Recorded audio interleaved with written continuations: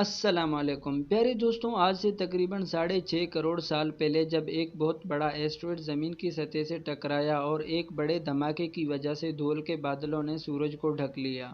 Temperature मुसलसल कम होने लगा। जब सूरज से डस्ट के बादल हटे तो टेम्परेचर कई गुना बढ़ गया। ज़मीन पर रहने वाला 25 किलोग्राम से कम वजन का हर जानवर ख़त्म हो गया और इस तरह डायनासोर के तरह के तमाम बड़े बड़े खौफनाक जानवर मुकम्मल तौर पर ज़मीन से ख़त्म हो गए।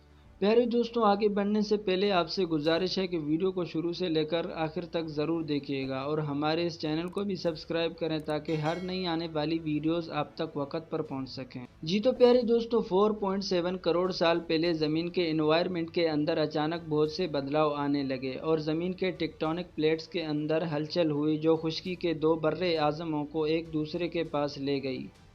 इनमें से एक बर्रे आज़म था आज के मौजूदा दौर का इंडिया, जो बर्रे आज़म एशिया के साथ मिल रहा था। इन दोनों खुश्की के बड़े टुकड़ों के आपस में टकराने की वजह से कोई हिमालय जैसे बड़े बड़े पहाड़ बनना शुरू हो गए थे।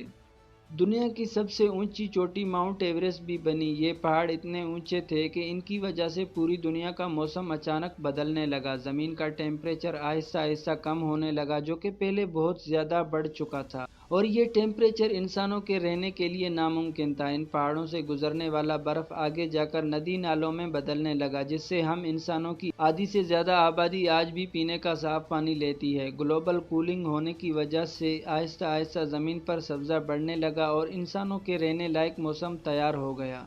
ऐसा महसूस हो रहा था कि किसी खास मेहमान की आमद के लिए ज़मीन अपने आप को तैयार कर रही है और ये मेहमान थे हम इंसान। यानी तमाम तैयारियों के पीछे एक दिमाग और सोच थी जो कि हम इंसानों को ज़मीन पर बसाना चाहती थी और इसी सोच के हुक्म के मुताबिक ज़मीन ने अपने आप को बदलना शुरू किया, जिसके बारे में कुरान करीम की सूरह अल बकरा की आयत 22 के अंदर अल्लाह पाक फरमाते हैं कि वही अल्लाह है जिसने तुम्हारे लिए ज़मीन को बिछोना और आसमान को छत बनाया, आसमान से बारिशें बरसा कर तुम्हारे खाने पीने के लिए तरह तरह के मेवे पैदा किए। बस किसी को खुदा का शरीक ना ठहराओ और तुम जानते तो हो। प्यारे दोस्तों, आज की मौजूदा साइंस पहाड़ों की अहमियत को बयान करते हुए हमें ये बताती है कि पहाड़ हमारी ज़मीन पर एक डायनामिक बैलेंसिंग का काम करते हैं।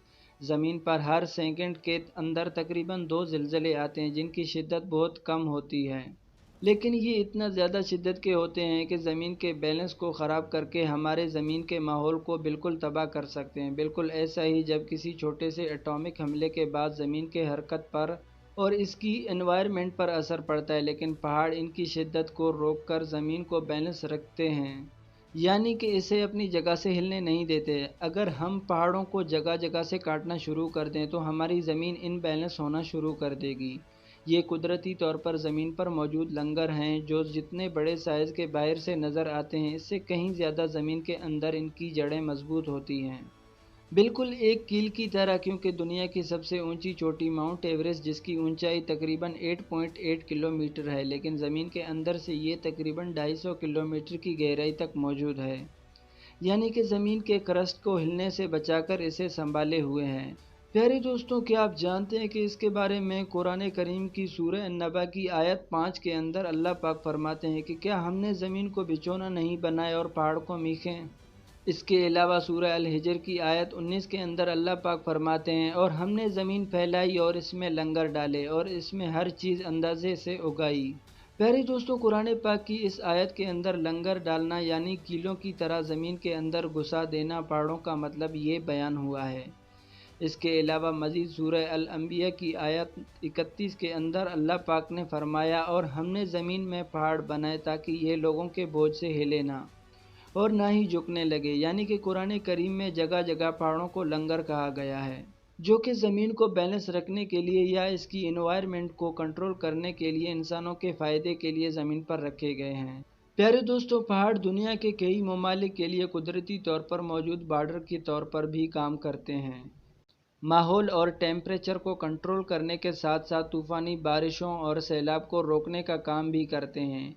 इनका ज़मीन पर मौजूद होना इंतहाई ज़रूरी है, किसी मसलहत की वजह से है और इनकी अहमियत से आज की मौजूदा साइंस भी इनकार नहीं कर सकती।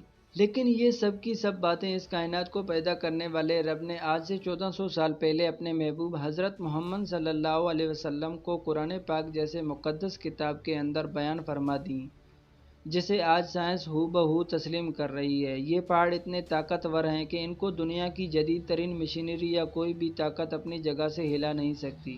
اس لیے سورہ الفاتر کی آیت 43 کے اندر اللہ پاک فرماتے ہیں کہ وہ اللہ ہی ہے جس نے زمین اور آسمان کو تھام رکھا ہے تاکہ یہ جھول نہ جائے، اور اگر یہ اپنی جگہ سے ہل جائے تو کوئی بھی نہیں ہے جو اللہ کے سوا انہیں تھام سکے۔ دوستوں، زمین پر پہاڑوں کا ٹکے رہنا دراصل گریوٹی کی وجہ سے ممکن ہوتا ہے، اور یہ ڈسکوری 21ویں صدی کی اب تک کی سب سے بڑی ڈسکوری کے طور پر سائنسدانوں نے ڈسکور کی ہے۔ مگر قرآن کریم کے اندر اسے 1400 سال پہلے بیان کر دیا گیا کہ وہ اللہ ہی ہے جس نے زمین اور آسمان کو تھام رکھا ہے، یعنی کہ اس سے مراد گریوٹی ہے جو کہ اللہ تعالیٰ کی پیدا کردہ تخلیق ہے، اور بظاہر تو ہم انسانوں کو نظر نہیں آتی، لیکن اس نے اللہ کے حکم سے زمین پر موجود پہاڑوں کو اور ہر ایک چیز کو تھام رکھا ہے۔ پیارے دوستوں، یہ نظام قدرت ہے کہ اللہ تعالیٰ کی پیدا کردہ ہر ایک مخلوق کو ایک روز موت آنی ہے، اور ان پہاڑوں کی موت کا وقت ہوگا قیامت کے روز جب ہر ایک انسان کو اس کی قبر سے دوبارہ زندہ کیا جائے گا، اور پہاڑوں کو ختم کر کے زمین کو ہموار کیا جائے گا تاکہ محشر کا میدان لگایا جا سکے۔ اور اس کے بارے میں قرآن کریم کی سورہ کہف کے اندر بیان ہوتا ہے کہ جس دن ہم پہاڑوں کو چلائیں گے اور تم زمین کو صاف میدان دیکھو گے، اس روز ہم سب کو جمع کریں گے اور کسی کو بھی نہیں چھوڑیں گے۔ اس کے بعد سورہ نمل کی آیت 88 کے اندر اللہ پاک فرماتے ہیں، اور تم پہاڑوں کو دیکھتے ہو تو خیال کرتے ہو کہ یہ اپنی جگہ پر کھڑے ہیں، لیکن اس روز سے اس طرح سے اڑتے پھریں گے جیسے بادل۔ یہ خدا کی کاریگری ہے جس نے ہر چیز کو مضبوط بنایا، اور بے شک وہ تمہارے کاموں سے باخبر ہے۔ پیارے دوستوں، پہاڑوں کے پیدا ہونے سے لے کر ان کے ختم ہونے تک اور انسانوں کے لیے ان کے بنانے کی حکمت کو وہی ذات آج سے 1400 سال پہلے قرآن کریم کے اندر ان کے بارے میں بیان کر سکتی ہے، جو اس کائنات کو بنانے والی ہو۔ زمین اور آسمان کے بننے میں اور کائنات کی ہر ایک چیز کی موجودگی میں مائنڈ یا سوچ ایک ہی نظر آتی ہے۔ مثال کے طور پر ہر ایک سیارے کا آپٹیکل شیپ کے اندر گردش کرنا، ایک جیسی شیپ کے اندر موجود ہونا، پرندوں، انسانوں اور جانوروں کا جوڑوں کی صورت میں موجود ہونا، اور دنیا و کائنات کی ہر چیز جس کے اندر انسان بھی شامل ہے، ان سب کا ایک خاص میتھمیٹیکل شیپ کے اندر موجود ہونا اس بات کی گواہی دیتا ہے کہ اس کائنات کو بنانے کے پیچھے صرف ایک ہی سوچ یا مائنڈ موجود ہے، یعنی کہ صرف اور صرف اللہ تعالیٰ کی ذات جو کہ اکیلا وحدہ لا شریک ہے۔